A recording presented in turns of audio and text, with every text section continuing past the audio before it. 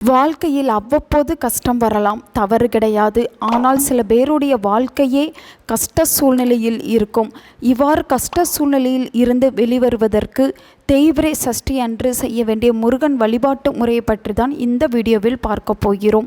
உங்களுடைய கஷ்டங்கள் எல்லாம் தேய்பிறை நிலவு போல தேய்ந்து போக வேண்டுமா? நாளை செவ்வாய்க்கிழமையோடு சேர்ந்து வரும் சஷ்டி திதியில் முருகன் கோவிலில் அமர்ந்து இந்த மந்திரத்தை சொல்லுங்கள் போதும்.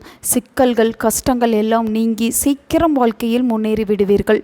சில பேருக்கு குடும்ப வாழ்க்கையில் சிக்கல் இருக்கலாம், திருமணம் நடக்காமல் இருக்கும், திருமணமாகி குழந்தை பாக்கியம் கிடைக்காமல் இருக்கும்.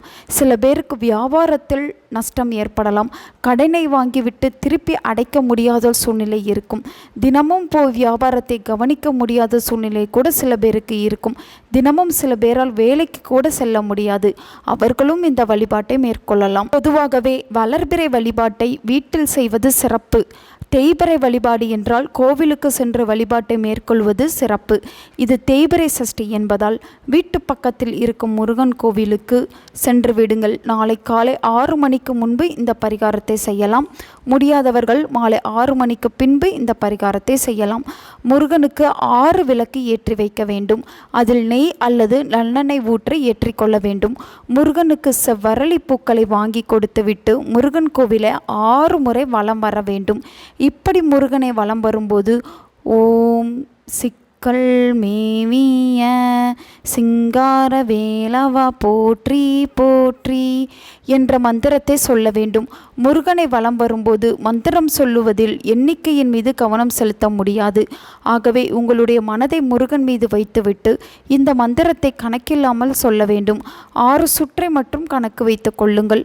அதுவும் உங்களுக்கு வழிபாட்டில் தடையாக இருக்கிறது என்றால் கையில் 6 புஷ்பங்களை வைத்து கொள்ள வேண்டும். ஒரு முறை முருகனை வலம் வந்தவுடன் அந்த முருகனுக்கு முன்பு இருக்கும் வேலில் ஒரு பூவை போட்டுவிட வேண்டும்.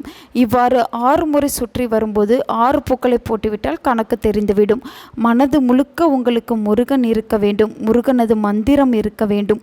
வாழ்க்கையில் இருக்கும் ஏதோ ஒரு பிரச்சனை, சிக்கல்கள், கஷ்டங்கள் என மனதில் வைத்து அந்த கஷ்டங்கள் சரியாக இந்த வழிபாட்டை நாளைய தினம் மேற்கொள்ள வேண்டும். நிச்சயம் முருகப்பெருமான் உங்களுக்கு நல்லதொரு வழியை காண்பிப்பார். உங்கள் நண்பர்களுக்கும் உங்கள் உறவினர்களுக்கும் இந்த வீடியோவை ஷேர் பண்ணுங்க. அவங்களும் இதை பற்றி தெரிஞ்சுக்கிடட்டும். ஆன்மீகம் டிவி தமிழ் சேனலை சப்ஸ்கிரைப் பண்ணுங்க.